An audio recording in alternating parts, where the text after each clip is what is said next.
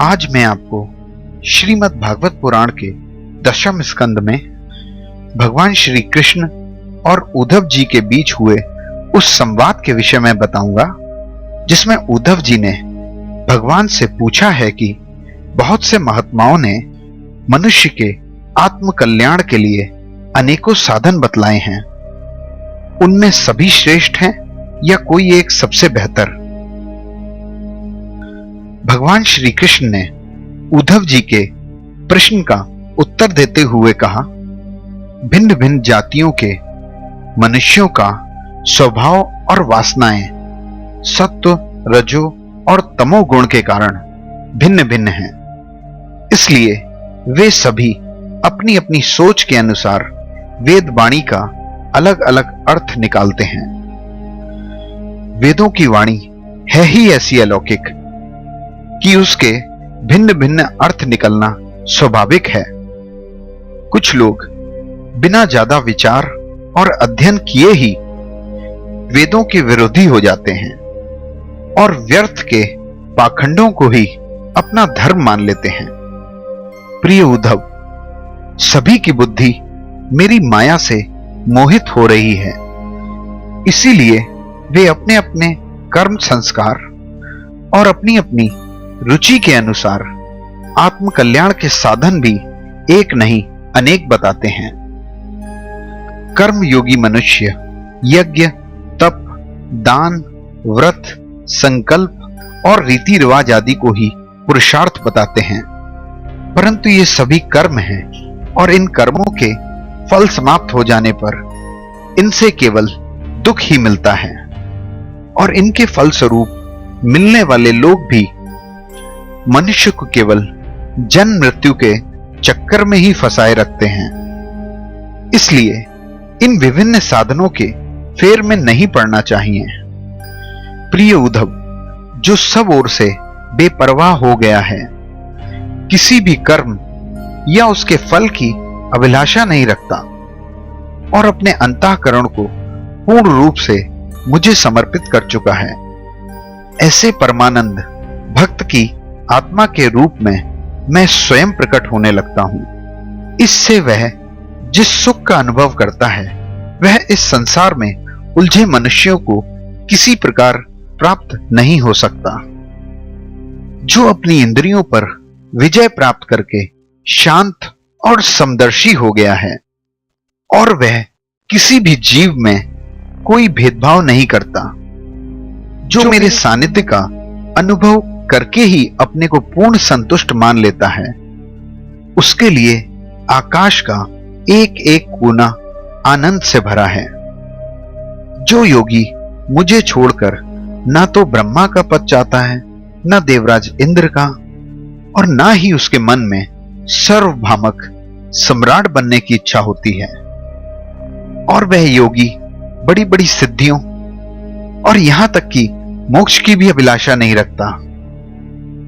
प्यारे उद्धव, उस महात्मा के पीछे तो मैं दिन रात यही सोचकर घूमा करता हूं कि उसके चरणों की रज उड़कर मेरे पे पड़ जाए और मैं पवित्र हो जाऊं, जिनका चित्त मेरे प्रेम में रंग गया है, जिसकी सारी सांसारिक वासनाएं मिट चुकी हैं और जो अपनी उदारता के कारण समस्त प्राणियों पर दया और प्रेम का भाव रखता है। उस योगी को मेरे जिस परमानंद स्वरूप का अनुभव होता है उसे और कोई नहीं जान सकता, क्योंकि वह परम आनंद तो केवल निरपेक्षता से ही प्राप्त हो सकता है। हे उद्धव, मेरा जो भक्त अभी अपनी इंद्रियों को नहीं जीत पाया है और सांसारिक वासनाएं बार बार उसे बाधा पहुंचाती हैं और अपनी ओर खींचती हैं, वह भी क्षण क्षण में बढ़ने वाली मेरी भक्ति के प्रभाव से उन सांसारिक वासनाओं से पराजित नहीं होता। जैसे धधकती हुई आग लकड़ियों के बड़े ढेर को भी जलाकर खाक कर देती है, वैसे ही मेरी भक्ति धीरे धीरे भक्त के समस्त पाप कर्मों को जला डालती है। हे उद्धव, योग, साधना, ज्ञान विज्ञान, धर्मानुष्ठान, जप, पाठ और तप त्याग मुझे प्राप्त करने में उतने समर्थ नहीं हैं जितनी दिनों दिन बढ़ने वाली अनन्य प्रेममयी मेरी भक्ति। मैं संतों का प्रियतम आत्मा हूं। मैं अनन्य श्रद्धा और अनन्य भक्ति से ही पकड़ में आता हूं। मुझे प्राप्त करने का यह एक ही उपाय है। मेरी अनन्य भक्ति उन लोगों को भी पवित्र, जाति दोष मुक्त कर देती है जो जन्म से ही चांडाल हैं। इसके विपरीत जो मेरी भक्ति से वंचित हैं, उनके मन को सत्य और दया से युक्त, धर्म और तपस्या से युक्त ज्ञान भी पवित्र नहीं कर सकता। जब योगी का सारा शरीर मेरे प्रेम से रोमांचित हो जाता है, उसकी वाणी मेरे प्रेम के वशीभूत होकर अपने आप को भी भूल जाती है। मन पिघलकर मेरी ओर बहता रहता है। उसका एक क्षण के लिए भी रोने का तांता नहीं टूटता। जो कभी कभी खिलखिलाकर हंसने लगता है, कभी सांसारिक उलझनों की लाज छोड़कर ऊंचे सुर में गाने लगता है और कभी नाचने लगता है। भैया उद्धव, मेरा वह भक्त न केवल अपने को बल्कि सारे संसार को पवित्र कर देता है, निखर जाता है और अपने असली शुद्ध रूप में स्थिर हो जाता है और मेरे भक्ति योग के द्वारा आत्मा की कर्म वासनाओं से मुक्त होकर मुझको ही प्राप्त हो जाता है, क्योंकि मैं ही वास्तविक स्वरूप हूं। प्रिय उद्धव, मेरी परम पावन लीला कथा को सुनने और कीर्तन करने से जैसे जैसे मन का मैल धुलता जाता है, वैसे वैसे ही उसे वास्तविक तत्व के दर्शन होने लगते हैं। जो मनुष्य निरंतर सांसारिक वासनाओं के विषय में सोचते रहते हैं, उनका मन उन्हीं विषय वासनाओं में उलझा रहता है, और जो मेरा स्मरण करता है उसका मन मुझ में रम जाता है। इसलिए तुम दूसरे साधनों की चिंता छोड़ दो। अरे भाई, मेरे अतिरिक्त और कुछ है ही नहीं। जो कुछ इन आंखों से दिखाई देता है वह सब स्वप्न के समान है। इसलिए तुम मेरे चिंतन से अपना चित्त शुद्ध कर लो और उसे पूरी एकाग्रता से मुझ में ही लगाओ। उद्धव जी ने भगवान से पूछा, हे प्रभु, किसी मनुष्य को आपका ध्यान किस प्रकार से करना चाहिए? भगवान श्री कृष्ण ने कहा, प्रिय उद्धव, सबसे पहले योगी को किसी ऐसे आसन पर बैठना चाहिए जो ना तो बहुत ऊंचा हो ना ही बहुत नीचा, और वह उस आसन पर शरीर को सीधा रखकर आराम से बैठ जाए। हाथों को अपनी गोद में रख ले और दृष्टि अपनी नाक के आगे के भाग पर जमा ले। इसके बाद पूरक, कुंभक, रेचक तथा रेचक, कुंभक और पूरक इन प्राणायामों के द्वारा नाड़ियों को शुद्ध करे। पूरक का अर्थ है वायु को श्वास के द्वारा फेफड़ों में ले जाना। कुंभक का अर्थ है श्वास को छोड़ने से पहले फेफड़ों में रोक कर रखना। रेचक का अर्थ है श्वास को छोड़ना।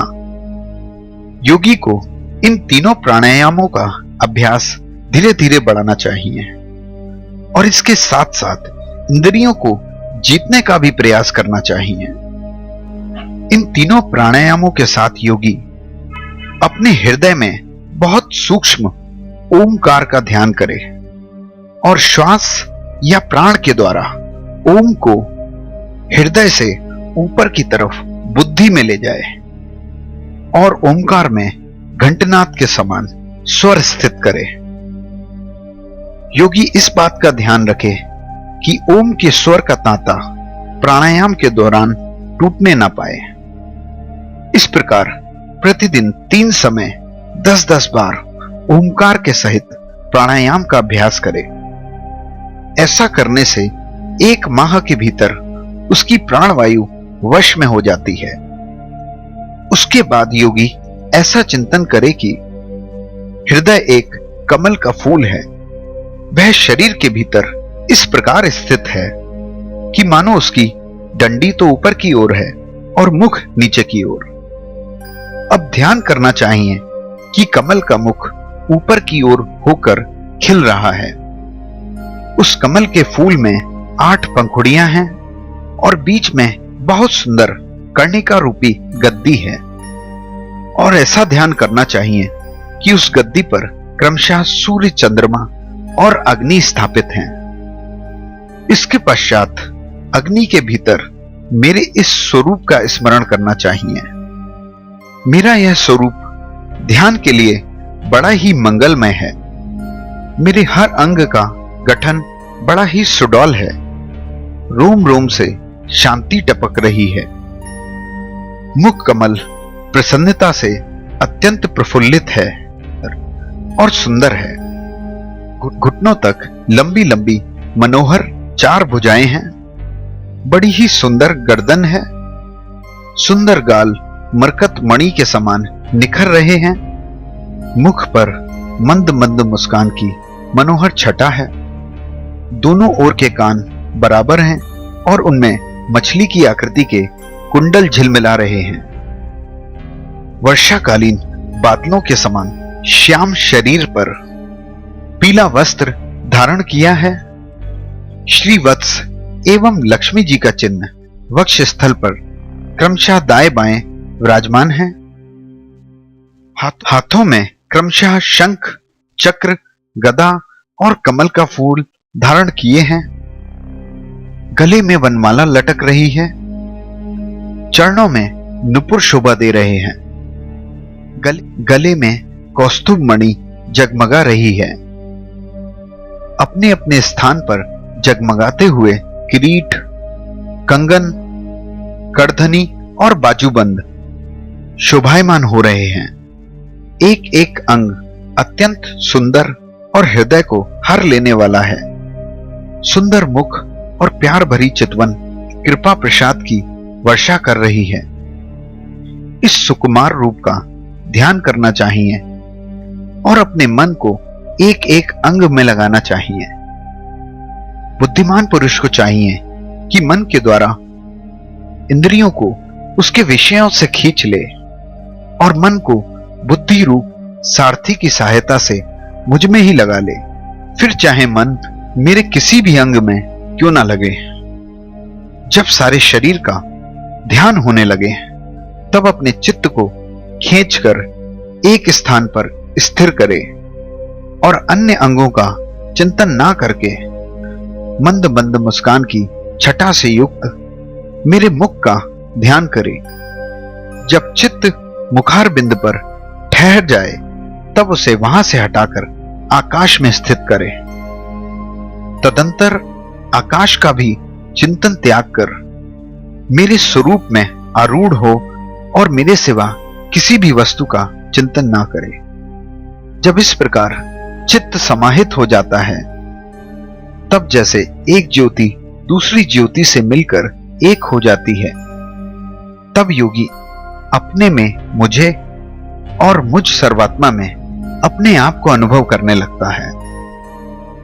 जो योगी इस प्रकार तीव्र ध्यान योग के द्वारा मुझ में ही अपने चित्त का संयम करता है, उसके चित्त से वस्तु की अनेकता और तत्व संबंधी ज्ञान और उनकी प्राप्ति के लिए होने वाले कर्मों का भ्रम शीघ्र ही निवृत्त हो जाता है।